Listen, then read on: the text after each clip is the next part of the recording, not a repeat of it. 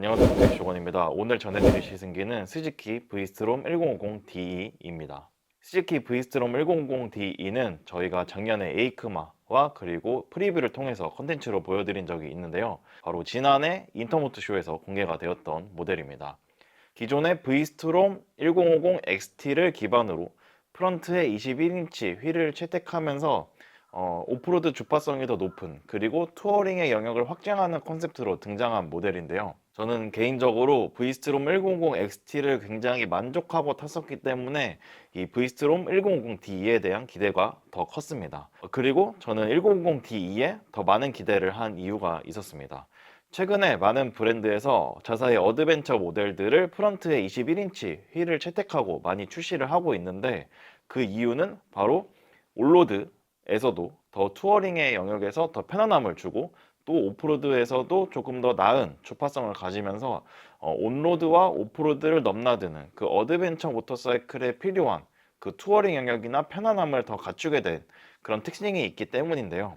브이스트롬 XT가 굉장히 올로드의 특징에 굉장히 집중된 모델이었지만 오프로드의 특성은 조금 부족했던 모델이었거든요. 그런 점들을 감안해 보면 1050D는 브이스트롬 1050 XT보다는 더욱 오프로드 특성이 가미된 모델이기 때문에 투어링의 영역을 확장시켜주고, 그렇게 된다 그러면 다른 어드벤처 모델들과의 경쟁력도 더욱 높아지지 않을까라는 기대에서 신모델인 브이스트롬 100D를 기대를 했습니다. 그리고 오늘 시승한 브이스트롬 100D는 저는 개인적으로 브이스트롬 100 XT보다도 더 마음에 들었습니다. 제가 브이스트롬 1050 XT를 더 좋아했던 이유는 올로드 특성이 매우 강조된 모델이었기 때문입니다. 다른 어드벤처 모터사이클들을 타보면 서스펜션의 세팅 때문에 코너링의 특징에서 뭔가 손해를 보는, 제 개인적인 취향에는 뭔가 손해를 보는 느낌이 있었는데, 브이스트롬 1050은 엔진의 반응이나 엔진의 특성도 그렇고 서스펜션의 특정까지 뭔가 올로드 스포츠 라이딩을 굉장히 잘 할 수 있는, 재밌게 즐길 수 있는 모델이었거든요. 저는 그래서 브이스트롬을 굉장히 좋아했었는데 이번 신모델인 1050De는 여전히 그 스포츠성을 가지고 있습니다.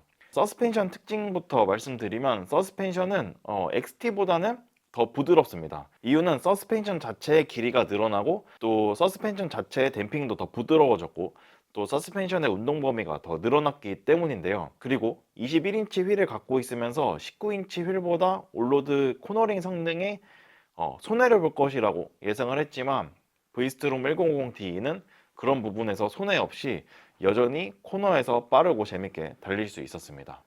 브이스트롬 1050D의 서스펜션 트래블은 프론트가 170mm, 리어가 168mm로 프론트 서스펜션은 XT에 비해서 10mm, 리어 휠은 9mm 늘어났습니다.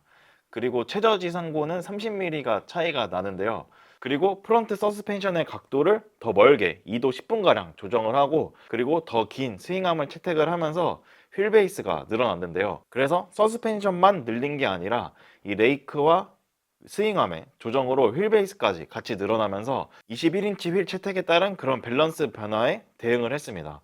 그러면서 올로드에서 직진성도 굉장히 좋아졌는데, 좋아진 직진성은 XT랑 D가 최고 출력이랑 토크가 같지만 더 경쾌하게 달리는 그런 느낌도 좋습니다. 장르가 다르지만 저는 D2를 타면서 뭔가 크루저 모터사이클들과 많은 비교가 됐는데요. 16인치 휠을 가진 크루저 모터사이클보다 19인치 프런트 휠을 가진 크루저 모터사이클들이 직진을 하고 가속을 할 때 조금 더 경쾌한 느낌, 그리고 프런트 휠이 더 경쾌하게 돌아가는 느낌이 나면서 뭔가 더 박진감 넘치는 주행 감각을 주는데 1050De도 그랬습니다. 그래서 저속에서 가속을 할 때도 더 빠르게 가속하는 느낌이 들었고, 그런 부분도 뭔가 더 재미있는 느낌을 줬던 것 같습니다. 그리고 이 늘어난 서스펜션과 늘어난 최저지상고는 당연히 오프로드에서 많은 도움이 됩니다. 사실 이전에 XT는 아까 말씀드렸듯이 조금만 돌길을 지나거나 조금만 높은 경사를 지나가도 뭔가 이 바닥이 닿지 않을까 걱정을 했어야 되는데,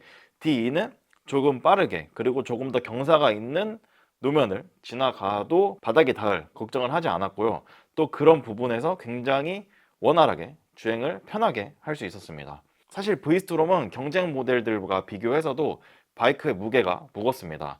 XT 때도 그랬지만 D2는 프런트 휠이 더 커지고 서스펜션이 늘어나면서 뭔가 멈춰 있을 때 바이크를 밀고 끄는 게 확실히 부담이 되는 것은 사실인데요. 저는 그래서 오프로드에서 1050D가 굉장히 부담이 많이 될 거라고 생각을 했습니다. 그리고 V스트롬은 V-트윈 엔진의 설계 특성상 무게 중심이 다른 모델들보다는 뭔가 조금 더 높게 설정이 되어 있는데, 그럼에도 오프로드에서 주행을 시작하면 부담이 확실히 적어졌고, 또 바이크의 밸런스 자체가 좋아서 저속으로 바이크를 눕히고 도는 이런 과정들도 바이크의 무게나 덩치에 비해서 굉장히 편하게 느껴졌습니다. 그리고 스즈키는 이렇게 높아진 오프로드 주행 특성에 맞춰서 언더가드 플레이트를 기본으로 장착을 했는데요. 그러면서 라이더들이 추가적으로 다른 액세서리를 장착하지 않아도 이 바이크의 하부를 보호할 수 있기 때문에 이런 점들도 바이크를 선택하는데 많은 특장점이 될 것 같습니다.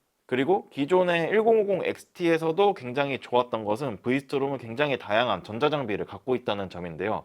예를 들어서 슬로프, 라이드 컨트롤이라든가 힐 홀드 컨트롤, 그리고 내리막에서 브레이킹을 할 때 이 전후의 브레이크 압력을 조정하는 기능이라든가, 또 바이크에 걸린 하중에 따라서 이 브레이크 압력을 조정하는 이 기능, 스즈키 인텔리전트 라이딩 시스템이 적용되어 있는데요. 그 시스템이 굉장히 라이딩을 할 때 뭔가 이질적으로 개입하지 않고 뭔가 라이더로 하여금 내가 바이크를 굉장히 잘 타고 있다라는 착각을 줄 만큼 굉장히 자연스럽게 개입을 하기 때문에 그런 점들도 굉장히 라이딩을 하는데 즐거움으로 작용을 하는 것 같습니다. 그리고 1050D는 양방향 퀵시프트를 기본으로 채택을 하고 있습니다.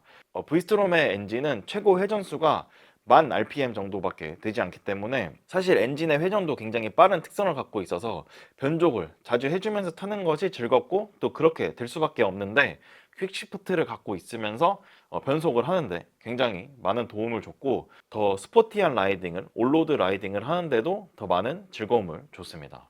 또 서스펜션의 특징을 앞서서 제가 올로드 특징을 말씀드렸는데, 오프로드 특징을 조금 더 말씀드리면, 서스펜션의 전반적인 느낌은 스프링 레이트는 조금 더 강해지고, 그리고 댐핑의 압력은 조금 더 부드러워진 느낌입니다.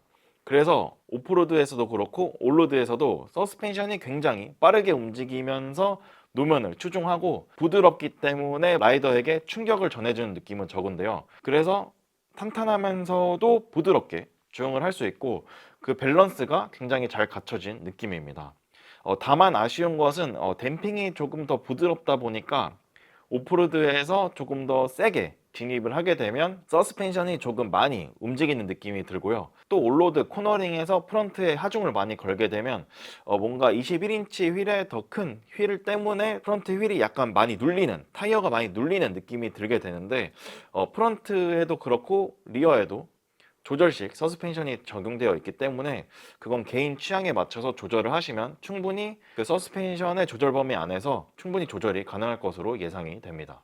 그리고 V스트롬 1050D의 또 다른 단점으로 지적되는 게 프런트에는 튜브 타이어가 들어가고 리어에는 튜브리스 타이어가 들어간다는 점인데요. 저도 처음에 이걸 들었을 때 굉장히 이상하게 생각을 했는데 개발자 인터뷰를 통해서 들어보니까 프런트 타이어가 오프로드 환경에서 조금 더 손상될 이유가 많기 때문에 프런트에는 튜브 타이어를 적용했다고 합니다. 개발을 할 때 리어와 프런트 모두, 튜브와 튜브리스를 모두 테스트를 해보고 그 조합으로 장착을 했다고 하는데요. 그 이유가 분명하고 그 이유가 이해가 되기도 하지만 아마도 국내 환경이나 이런 것들을 생각을 해보면, 올로드 주행이 더 많은 환경이라고 생각을 해보면 그래도 프론트에 튜브 리스 타이어를 채택해 줬으면 어땠을까 하는 아쉬움은 남습니다. 또 V스트롬 1050D는 XT에 비해서 각각 20mm씩 핸들바가 총 40mm가 더 넓어져서 라이딩 포지션이 더 팔이 많이 벌어지는 그런 자세가 되는데요. 그러면서 장거리 투어를 할 때도 조금 더 편안한 느낌이었습니다. 또 자세 자체가 지상고도 높다 보니까 시트고가 높아서 이 시야도 더 넓은데 그런 높은 시야와 넓은 핸들바 때문에 조금 더 당당하고 스스로 약간 멋있다? 약간 이런 느낌이 들었습니다. 그런데 높아진 최저지상고와 늘어난 서스펜션, 이런 것 때문에 좀 아까 말씀드렸듯이 시트고가 높아졌습니다.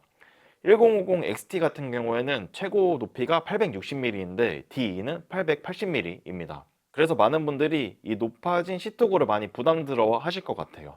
또 아까 말씀드렸듯이 V스트롬은 무게가 좀 높고 또 무게 중심도 높기 때문에 이런 점들이 초심자분들에게는 확실히 부담이 될 것이라고 생각을 하는데, 저는 개인적으로는 XT에 비해서 엄청 부담이 된다는 느낌이 없었습니다. 이유는 브이스토롬 이 바이크 자체가 폭이 그렇게 좁은 모델은 아니어서 사실 기존의 XT도 발 착지성은 그렇게 좋은 편은 아니었거든요.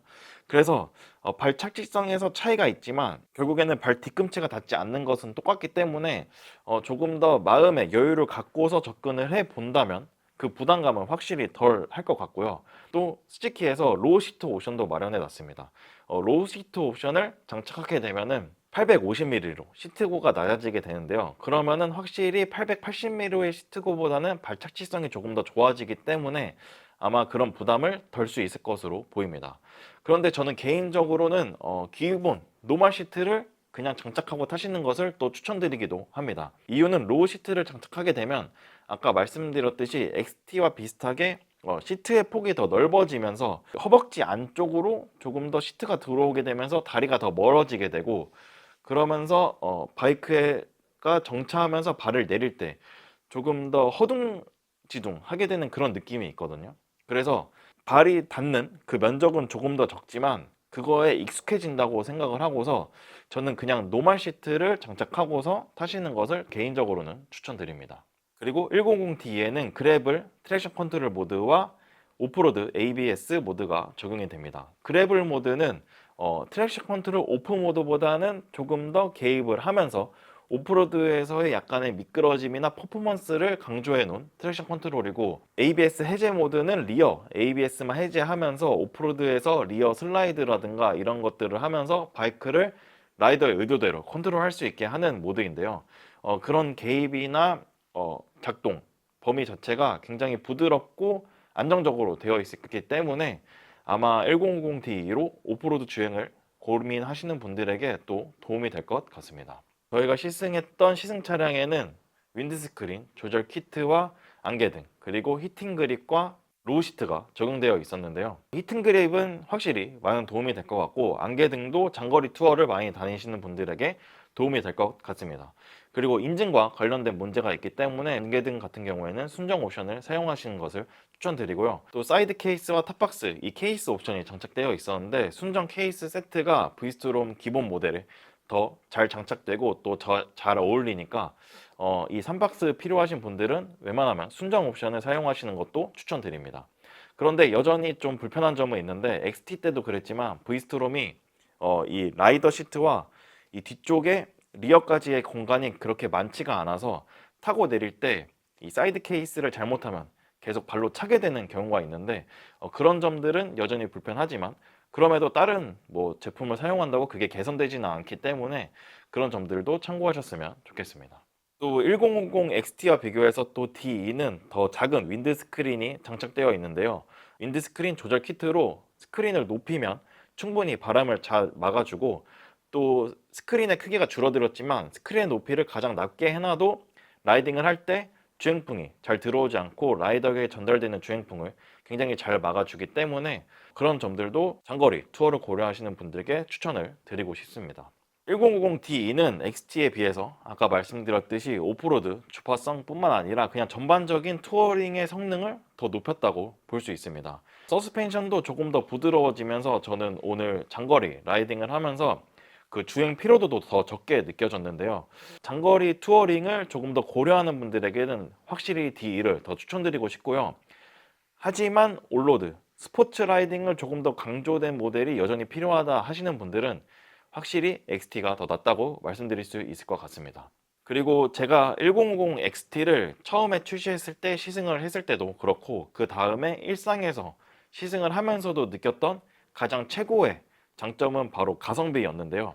경쟁 모델들과 비교를 해봐도 2천만 원대 이하에서 이만큼의 전자장비까지 투입된 모델을 찾기가 힘들었었는데 1050D도 전 개인적으로 2천만 원이 넘게 출시할 것으로 예상을 했는데 1980만 원에 출시를 하면서 여전히 XT가 가지고 있던 그 가성비는 가져가기 때문에 여전히 어떤 그 가성비 어드벤처 모델로서 브이스트롬 1050은 여전히 유효를 하고, 가성비 리터급 어드벤처가 필요하신 분들은 브이스트롬이 좋은 선택이 될 것 같습니다.